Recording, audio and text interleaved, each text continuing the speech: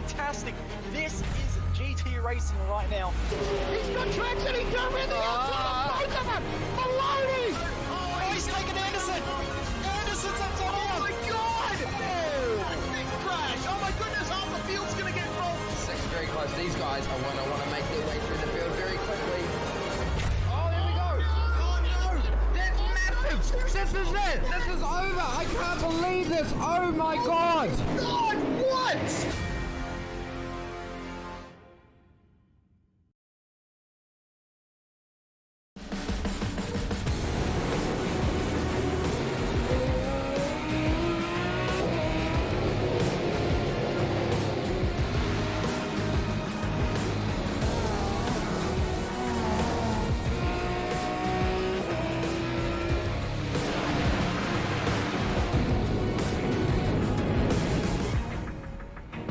The following is a presentation of the iRacing Esports Network.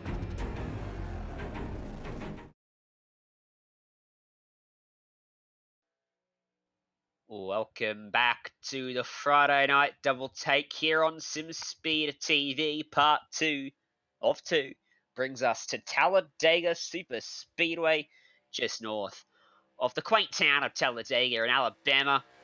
Ready for the NASCAR Gander Outdoors Class C Fixed Truck Series today.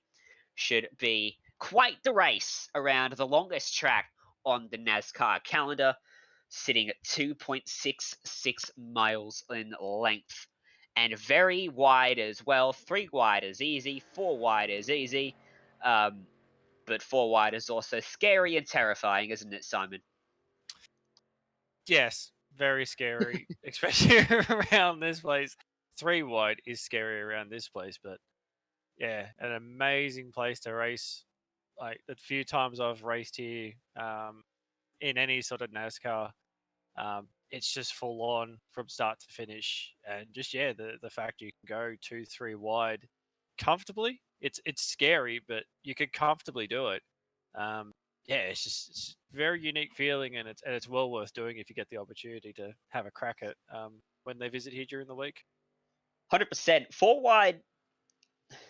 See, with the right field, 3 wide is easy. It's, like driving 2 wide at Daytona or Talladega. When you get the sort of lower sort of split, so the bigger spread in the field, that's when 3 wide starts to become a little bit dicey. And it's only really in the top level of iRacing in real life where you can actually go 4 wide without fearing for your life every millisecond of the race. And that's in your Coca-Cola series, top split of your NASCAR iRacing series events and Road to Pro and stuff like that. Don't expect 4 wide today. And if we get it, I expect it for about a corner before the big one happens. And that's the other talking point with Daytona and Talladega. When there's a crash, it's big, really big. Got a bit more confidence, mate. These guys are professionals. That'd be right. There is a driver who started the season as a rookie in the field. Josh Conover is the highest iRated driver in here. We've got a few from Division 6, one from Division 7, one is a rookie. Of course, the iRatings have all gone up since the start of the season, but maybe means a little bit less experience as some of the guys with the highest numbers. Expect a lot of people not to qualify, which is the norm for these races. Only 8 people have set times so far. I expect less than 10 in total. A lot of people prefer to ride at the back.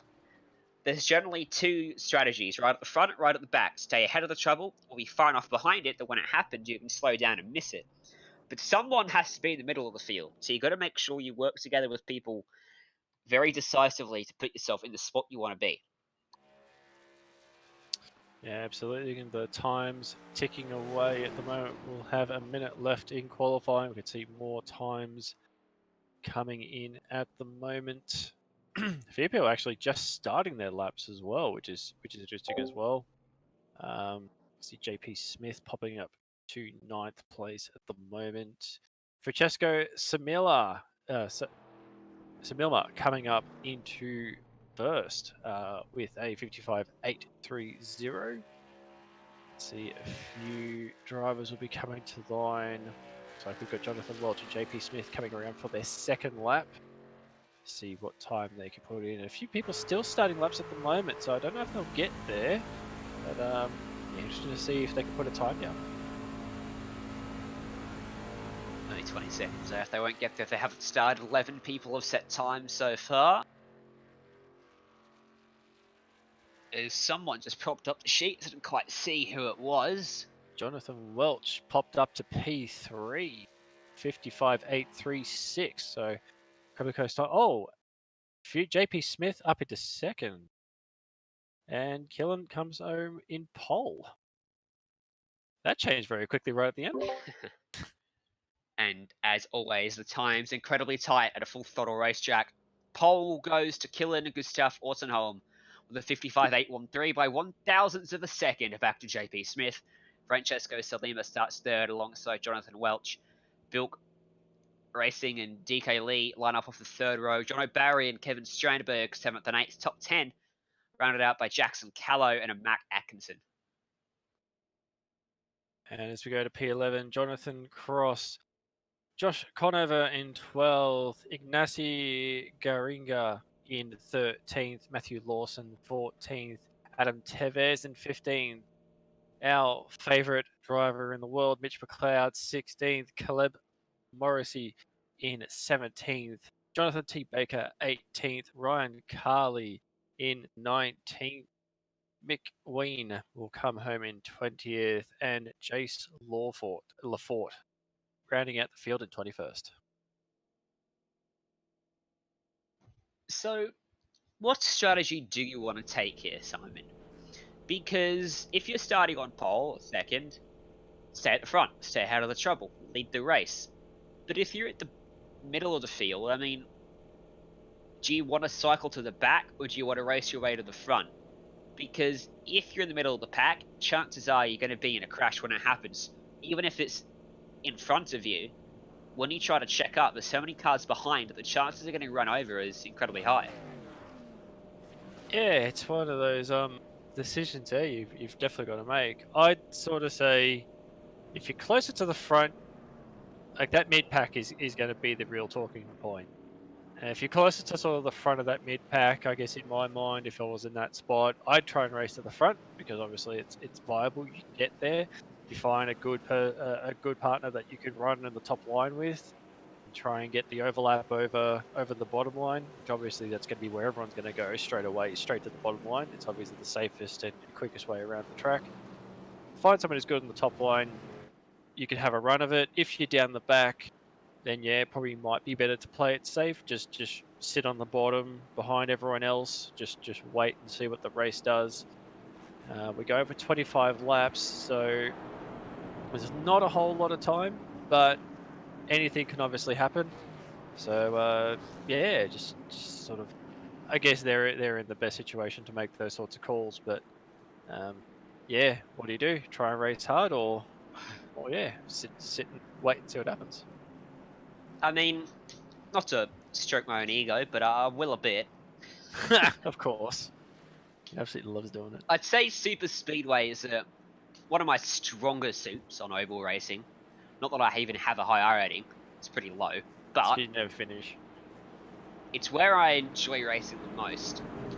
And I think I have the same approach to every race. It's race for a couple laps and get a feel for how the other drivers are driving. If they're nice and smooth, then I'll have some fun, race throughout the pack, try to get to the front. But if they're really dicing about, I'm pulling off to the infield, down the back straight, cycling myself straight to the rear of the field, trying to stay out of trouble. But those decisions are very much based off who's in the pack. Because some races you can go green the whole way, some races you struggle to go green for a couple laps. The other thing at Talladega, the start-finish line is all the way down past the tri-ovals. There's a long wait for these drivers before they get underway. No point going early because you'll get run over from behind as the field catches you up. So as a race leader, your best bet is to go on green. Ordenholm will take us to the green here at Talladega Superspeedway. Green flag in the air, and we're racing. And a very good jump from Ordenholm. That is going to come back to bite him, though, because as the slipstream comes into effect, as these guys get up to speed, A big run is going to come for JP Smith, who sits second.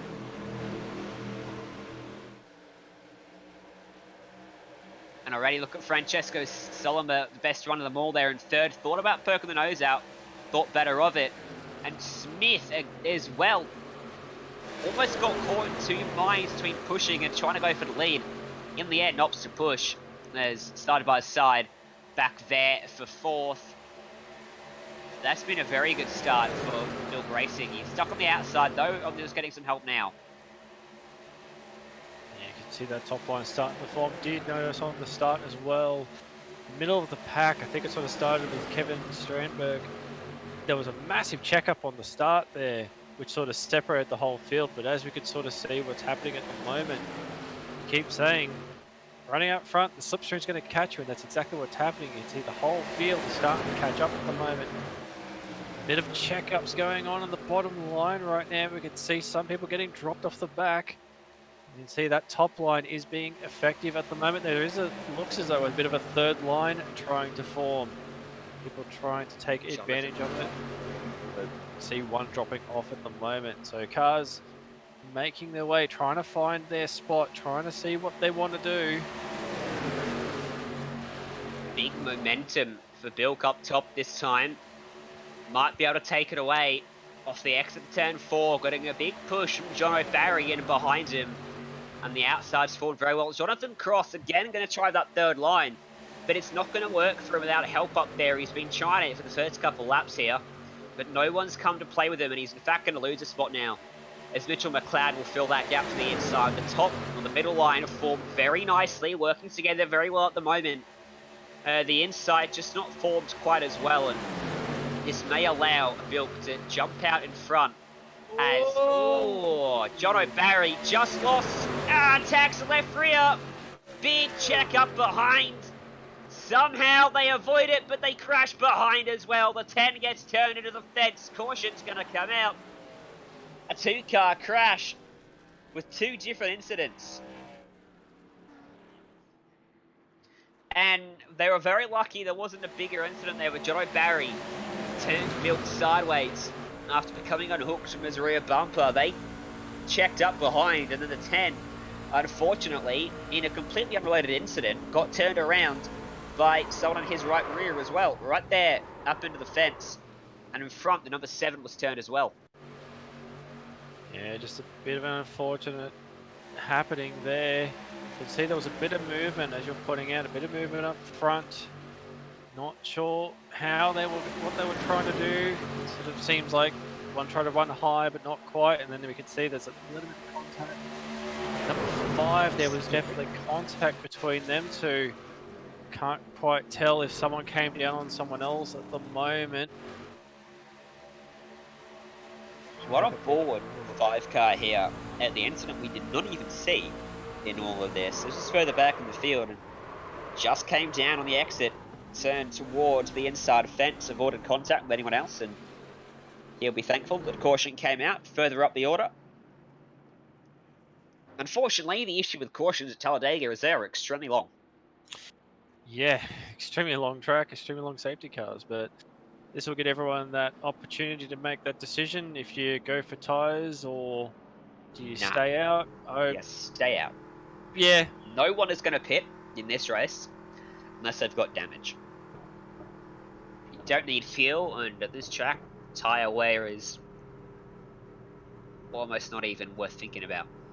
Not over a 25 lap run anyway, so everyone's just going to circulate out there behind the pace car, which is doing a paltry 105 kilometers an hour, which is not quite the speeds of 300 they reach under green. And an argument could probably be made that it could probably go a bit faster at this big long track, because when you get 4 or 5 laps behind the pace car, sometimes it drags on a bit sometimes. Compare these cars to see fixed, or let's just say the Gander trucks. What's their rough speed difference compared to? Because I'm looking to the Wise Ryan here.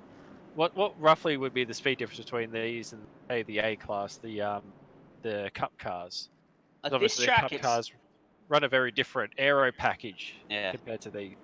At this track, it's not much. It's about 15 kilometers an hour. These things top out at about 301, 302 in the pack. You can reach, 305, depending on how good of a run you get. With the Cup cars, you generally peak out at about 320 or so. Most scenarios, you can of course get a bit higher speed, but the engine horsepower definitely limits you, and depending on the energy through the pack, it's very much determines your speed. If you're by yourself, you're going to be running slower than a pack of trucks. So it's all about pace. It's also, well, it's not about pace. Well, it is, but it's not. It's all about the field. It's all about the field around you that determines your pace. The leader, his speed is determined by the person pushing him, not by how well his car's performing. Yep. And there is an education from Ryan, the self-proclaimed NASCAR expert. I never said that. Well, that's where I get all my advice from. Don't say that. You've done horribly. Not in the booth, as a driver. Well, that's yeah. Leave my driving aspects out of this. This is why I switched to commentary. Driving wasn't working out too well. Couldn't hack it. couldn't do it. I mean, look at my efforts at TCR on the weekend. I got taken out by our own Jake Sperry. I mean, that was funny. Yeah, probably for you, funny, but it's hilarious. Bloody Jake. Can't go anywhere near him on a racetrack. He just hits me straight away.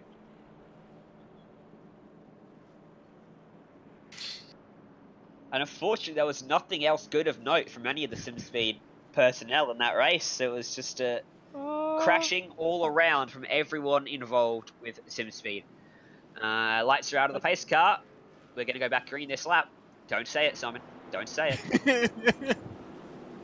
I heard some rumors that apparently there was a pass, but I can't confirm where these rumors came from or who they involved. Yeah. Fortunately, can't confirm or deny.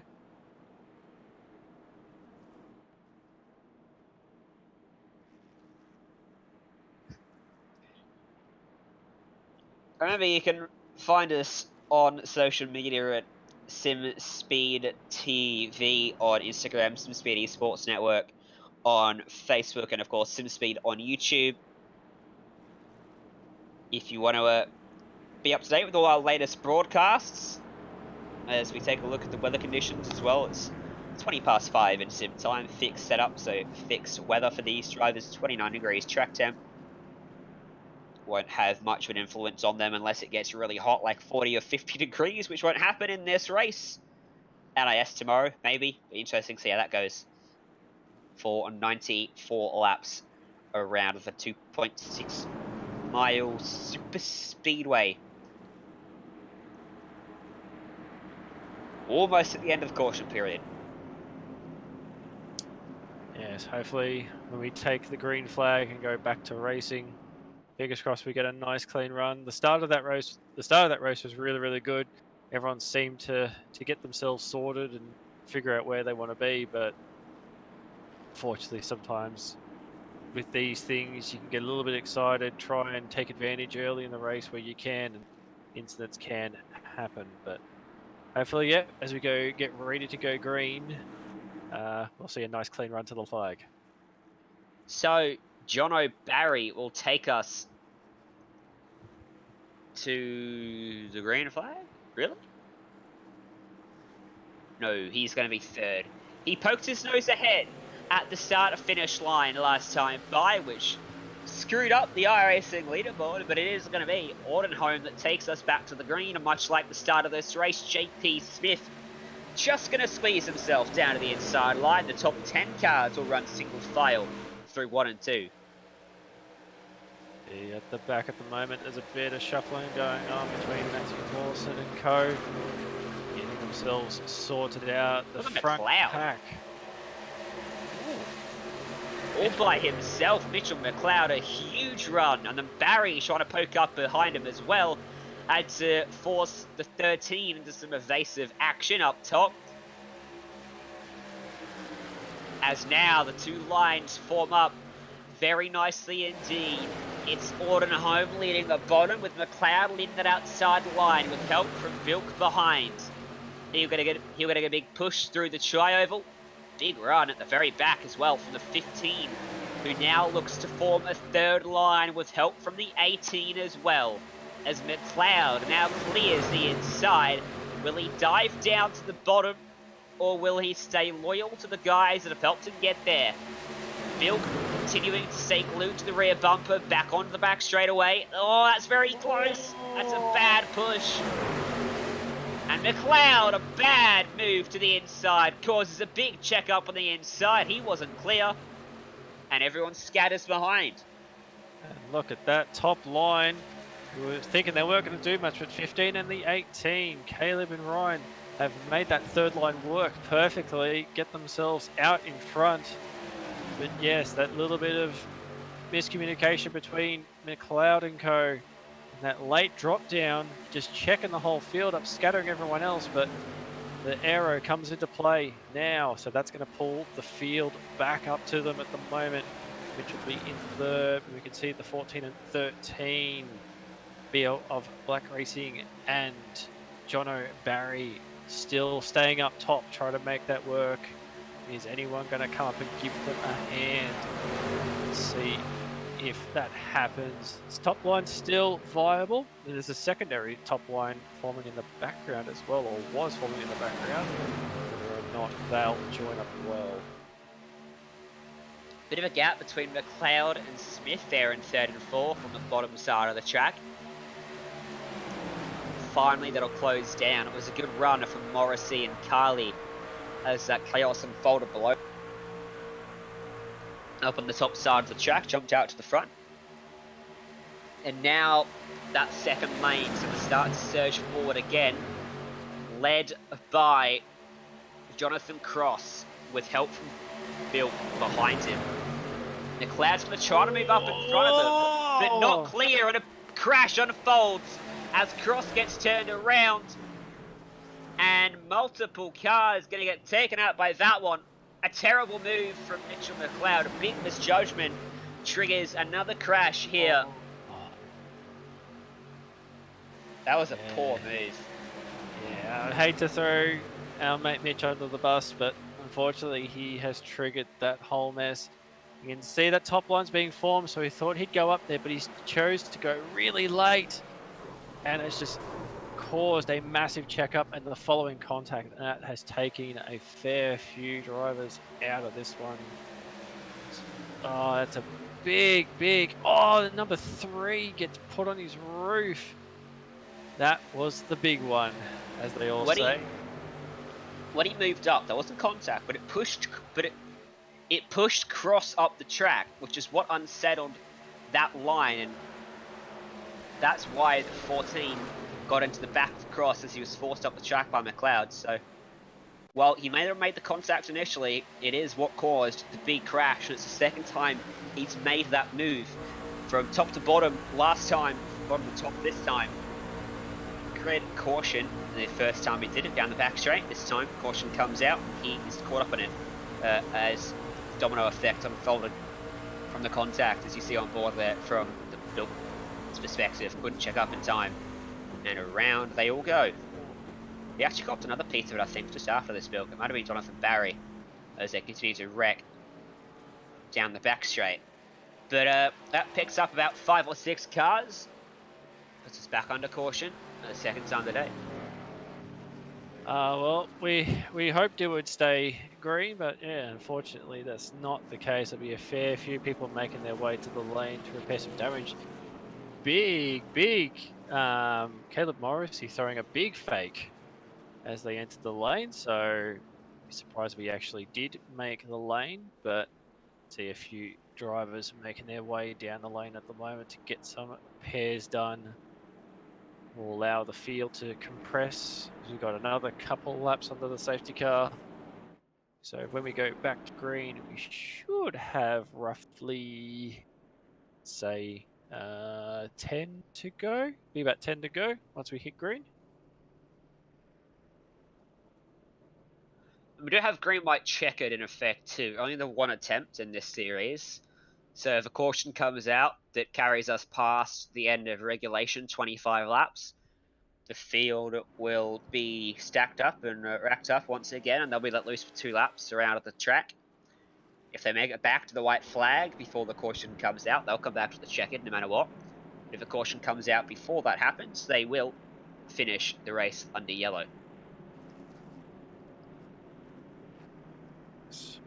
So, plenty to play out still. Although, like I was saying, though it's only 10 laps, and we do have obviously the risk of that green-white checker. Still a fair bit can happen. Still a fair bit that can go on before the end of this race. So, Caleb and Caleb and Francesco look to be the first two at the moment. Trying to actually think who that was that went with him on that top line. So was it Jonathan Welch? I think that went with him. Just noticing it because just trying to think because I think one of them's actually lost a couple of spots out of that. Caleb Morrison and Ryan Carley. Ryan Carley. So Ryan Carley's dropped back. So yeah, it was those two up front. Yeah. So sorry, I might be just sidetracking myself, but just sort of a bit perplexed as to how Ryan Carley's ended up in third spot at the moment. So, not quite sure what's going on there, but either way, probably still be all right for him anyway because he'll be on the bottom for the restart. So, gets a good restart, he should be right anyway. But yeah, just not quite sure what's happened there with Ryan. It looks easy riding around this track at full throttle, but truth is you're not actually full throttle unless you're the leader of a line, because a lot of nuance needs to go into that throttle pedal, or in fact a percentage of the brake pedal, to keep yourself unhooked from the back of the car in front through the corners. You do not want to push someone unless you have a lot of faith in the ability of both yourself and the car in front to hold a line very well. You can push the right rear through the corners and it will work. But generally you only want to be bump drafting someone down the back straight or coming out of turn 4 towards your tri-oval. Even if the tri-oval, you don't want to be on someone's bumper. So drivers will either modulate the throttle, which is what I prefer to do, and I ride around, around 80% even, sometimes even less, depending on the runs you get and how much you're going to lift off. Some people prefer to keep it full throttle all the way around, but use a couple percentage of the brake pedal to just ease off the speed a little bit. It's nothing drastic. It's like a kilometer or 2, but it's enough to make those little differences to avoid wrecking someone. And when you get a massive run and you don't want to take it, you have to lift off. Otherwise, when you hit someone, it will send them into a wild spin. Yes, and then we get the big ones like we seen happen just then. So it's definitely it's something you got to learn to do. It's quite difficult to sort of pick it up and just go with it. I know it's one thing I struggled with when I first got into doing super speedways is learning how to modulate that throttle and knowing when to lift off and when to, just, as you say, keep your foot into it. It's sort of trying to pick apart what the cars in front of you are doing. If you see cars in front of you moving around a lot, you tend to sort of roll out a little bit more because you know that there's going to be a bit of a checkup happening. So you obviously don't want to keep the throttle in, otherwise you could potentially tag the car in front of you. It's a lot trickier. Just being that more aware of what's actually happening around you, compared to say like when you go to like the short tracks or the other races, you're not really worried so much about that because you're sort of in your own lane, your own rhythm. It sort of becomes a bit more like what you're used to in road racing. But yeah, in the super speedways, when you're all stuck in a pack, you've got to be aware of what the top line's doing, what the guy in front of you is doing, and what's happening behind you as well. So I think it's actually the hardest out of all the racing I've sort of done. It's probably the hardest racing mentally because you're just constantly thinking about what's going on around you and what potentially you have to do to even get to the end. So not easy, a lot of fun, and highly recommended. If anyone hasn't done it, like I said, if they think it's easy, it's well worth having a go at it.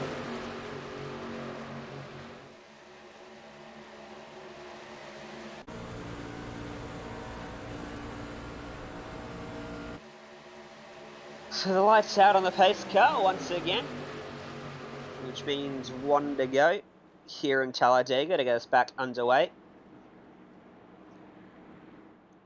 And for these drivers, you've just got to sit in and just wait, because yes, there's 10 laps or 11 laps remaining when we go back green, but at Talladega, that's a long time.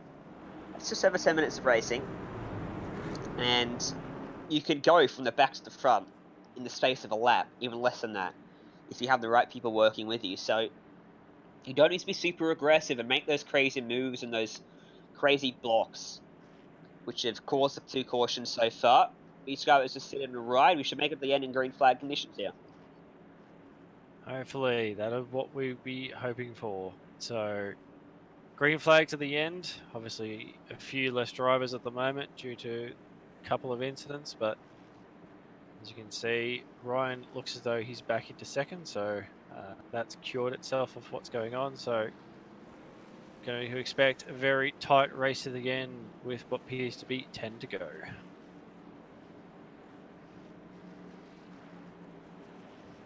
So it'll be Caleb Morrissey that takes us back to the green flag as the pace car makes that left-hand turn down onto pit road.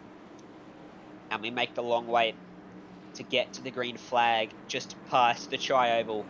Morrissey on the inside, Carly up top. Those two work together well to get to the front, but now they're caught on different lines. Behind them is the 11 of Francesco Salima and the 2 of Jonathan Welch. Haven't seen them in the top 4 all race long. As we go green, and Morrissey and Carly work that well nicely. Carly turned left as soon as we got underway to get back to the inside line. And they'll jump out in front as they'll contact and they crash behind them. And that's another incident. Another caution's out. Another 4 cars involved. And another highly unnecessary incident. Yeah, I'd have to go back and see on replay what's actually happened there, but sort of going back, having a quick look at myself. So, looks like, not sure. They Go just to the very replay. slowly and awkwardly drifted into each other. Made initial contact, got themselves unhooked. And then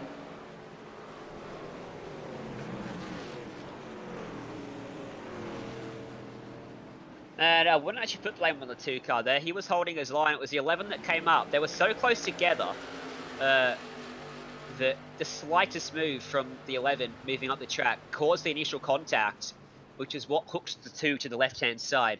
And he lost the rear end, which caused a secondary piece of contact. Turned them both around again. Very unfortunate crash.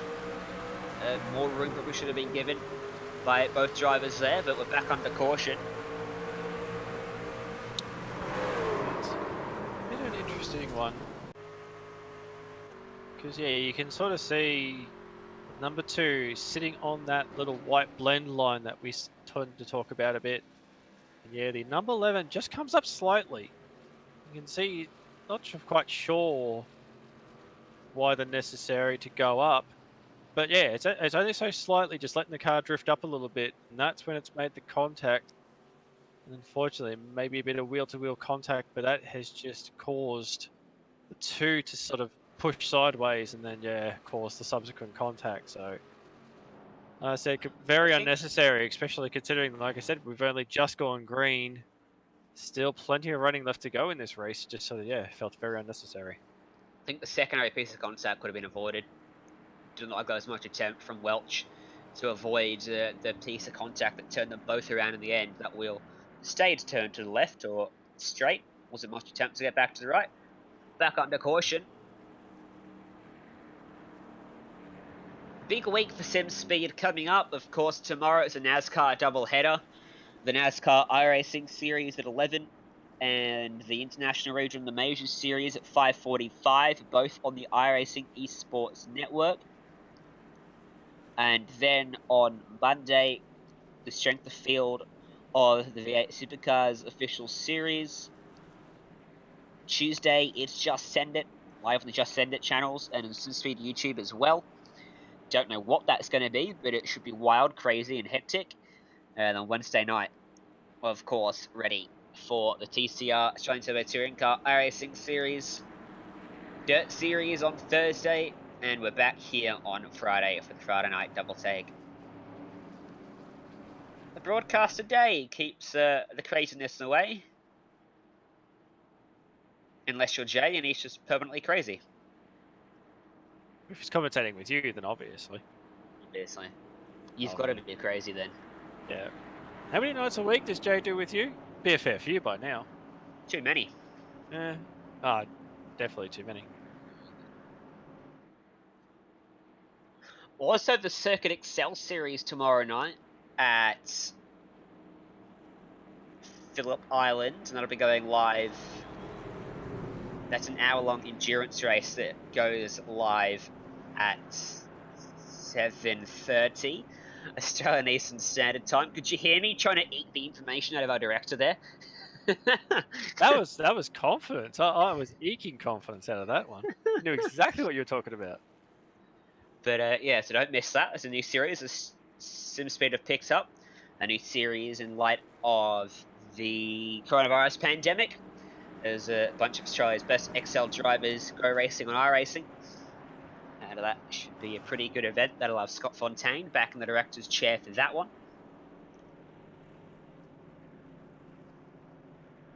With Lachlan Mansell and David Haynes on the comms box, I believe, for that. Good friend Hainsey. Love the guy. Amazing commentator. Probably hear him commentating on multiple different channels at multiple different times. The guy. His talent wanted everywhere.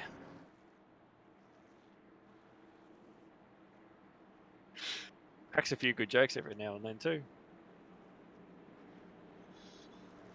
He does. But he's not here, and I'm stuck with... No, I'm kidding. Stuck with me for a few weeks now. You should be used to it. I know. It's like I petitioned to get Fonty in the director's chair to escape Jay tonight, which happened, luckily, and we're very happy about that, aren't we?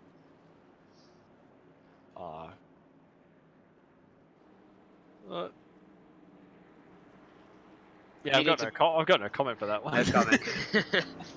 Summer's a lot more careful about trying not to burn bridges. I'm just like, hey, if they burn, they burn. Classic. Absolutely classic. As you can see, we're dealing with the cautions very well here at SimSpeed. Yeah, you're not dealing with cautions at all. Or at least caution. I'm worried for tomorrow. A 600-mile race at Charlotte and a 94-lap race at Talladega. I need to get my caution talk ready. Do a whole lot of research on different parts of the cars and stuff like that. Do what I do. Just fill time with useless information that you pick up along the way. Talladega had a full-length feature movie made about it. It did, and it was quite a good one as well. Talladega Nights, the Ballad of Ricky Bobby. Oh. And of course, that famous saying that's come out of that, shake and bake. It is actually used. How many times have we done NASCAR races? And it's just like... Oh, it's in my script. Tomorrow's on an S race. Shake and bake. Did they trademark that? Doubt it. Are we legally allowed to say that? There's a lot of things we're not legally allowed to say, but we say. The conversation needs to change up there. As you can see, the number 15, Caleb, making another move for the lane. So again, trying to throw the dummy, try and get a few people to make a move. Speaking of dummies, I'm going to spit the dummy if these guys wreck off the restart again. Lights out. We'll try it again in a lap's time. So in about 4 minutes time, I'll go back green here. Yeah. We'll have 6 to go once we get the green. So 6 attempts to try to get green flag running in. See Carly and Morrissey will occupy the front row again. Strandberg will come up into the second row. Jonathan T. Baker will move up as well. Also worth noting, just looking at the positions gained, Caleb Morrissey is actually up 15 spots. Ryan Carley up 16. Jonathan T. Baker up 13 spots. Jonathan Conover up 5. Adam Tevz up 17. Jace Lafort, who started off the back of the grid, currently up 10 spots to 11th. You can see field jostling around at the moment. So a lot of people have made their way up. As you're sort of saying at the start, do you hang down the back and just let the cautions happen? And you can see a fair few people have actually done that.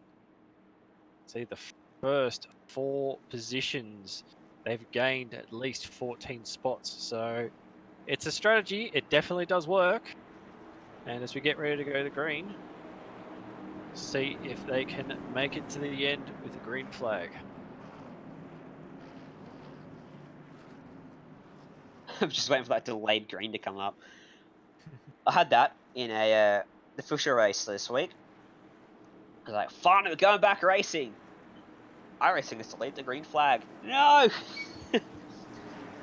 As a driver, that's tough too, because you get yourself hyped up to go back racing and adrenaline starts pumping, and then suddenly you got to wait for another couple of minutes before you can go back. Which is why the cautions are so tough for the drivers too, because they can lose their concentration very easily.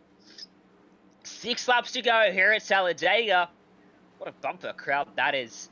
100,000 plus in the stands as we go back green, and again coordinated well between Morrissey and Carley. Top 3 will run single file. 3 wide for 5th place in the background. Number 1 car of Josh Conover trying to make a move, but moves himself to the top instead, trying to push along the number 8 of Adam Tevez. The 6 very slow down low. See, there's a bit of a check up in that middle there. See 2 lanes forming. The top line has 3. We can see dropping straight away. Dickie Lee heading straight to the bottom. You can see the top line is still going at the moment. See 4 cars led by Adam Tevez. See another car drops to the bottom. Looks like Jonathan T. Baker makes that one. So now we're going to have 2 lanes. This should allow them to catch up to the first and second of Caleb and Ryan as they head through the tri-oval across the start-finish line. 5 to go. See the top line now. There's another one joining on. So they're starting to catch the leaders. See 3 up top. Can they make this work? Is this going to be a play for the lead as we come towards the end of this one? You can see they've now caught the leaders. Bottom line sitting 4 strong as they head down the back straight. Here we go. Looks like Tevez will get to the front. So they head side by side into 3. Pack looks to be sorted. This is going to be our battle for the lead. It was a great restart from Morrissey and Carley, but as we always see here, it can only last for so long.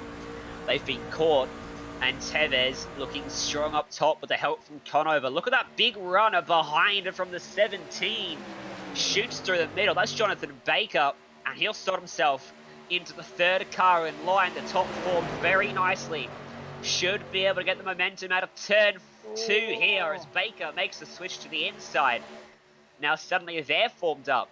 Let's see if Tevez and Conover can work well enough together up top to overcome the 3 as Baker switches his line again. Should have stayed up top because look at the momentum those top 2 have. Tevez is cleared, but he doesn't want to leave Conover by himself up top, so he's going to wait. As now Conover ends up to the outside of Baker and of Tevez, and that could outside disintegrates as a result.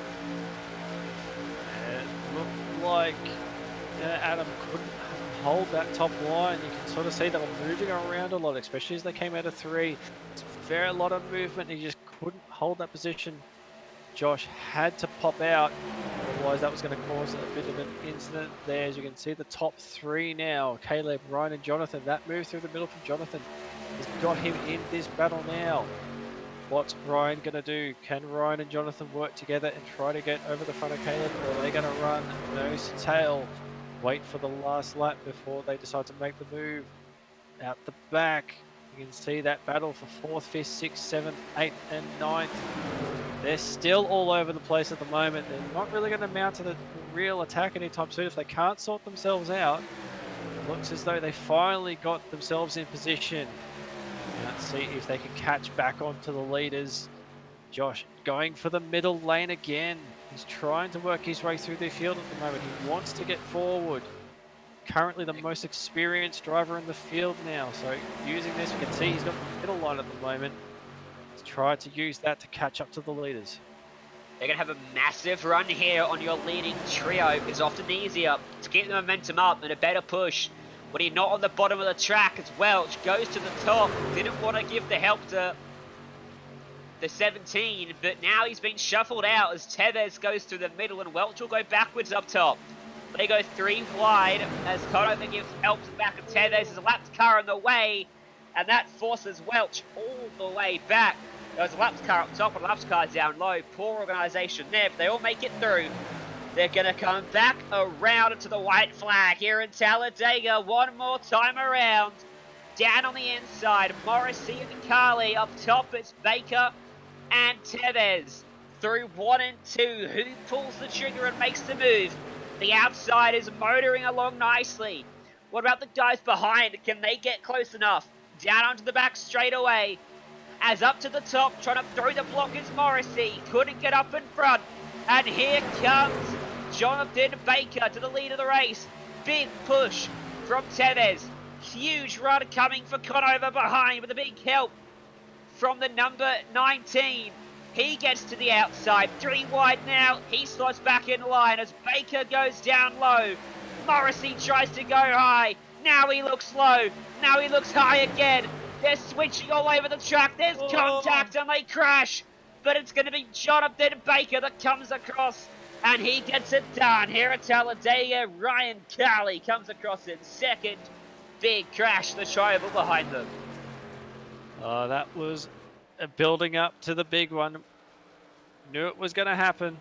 You can see everyone was pushing and fighting for position. The blocks that Jonathan was throwing out to try and hold on to that lead was checking up the entire field. So you could go back to a replay on that finish. You can see that move by Caleb to try and throw the block triggered just the checkup, and I think that was the deciding factor in this. You can see the 18 getting into the side of them. The 18 and the 8. 18 and the 8. Both went to the same piece of track. One turned left, one turned right. They met in the middle, and that triggered the big crash. Great run at the end there after those 3 cautions. I was going to say it was definitely worth it for the end there. Those last 5 laps were fantastic running. Very surprised Baker was able to hold on with those blocks. Normally after one block, the car gets to the inside, but did a very good job of reacting quick enough to hold on for a margin of victory of 0.08 of a second from Carly. Audenholm coming across in third ahead of Lafort. Dick Lee, Caleb Morrissey coming 6th in the end ahead of Tevez, Jonathan Welch, Josh Conover, and Bill Grayson. And as we look back, P11, Kevin Stramberg, Jackson Callow will come home in 12th. John O'Barry, 13th. Matthew Lawson in 14th. Jonathan Cross is the start of our DNFers, 15th. Mac Atkinson and 16th. 17th, Francesco Semilia. JP Smith, 18th. 19th, Ignacy Garriga. 20th, Mitch McLeod. And then the final spot rounded out by Mick Ween, who looks as though he didn't actually take the grid in that one, I don't think. That will conclude us here for our Friday night double take here on SimSpeed TV. And make sure you like us on social media and on YouTube. Subscribe to us as well if you enjoyed the broadcast. Tune in tomorrow for the NIS from Talladega and the Majors Series and the Circuit Excel Series. A big day coming up tomorrow from myself, Ryan Jones, and Simon Mazzomo alongside of me, and Scott Fontaine behind the scenes. Thank you for tuning in, and we'll see you next time.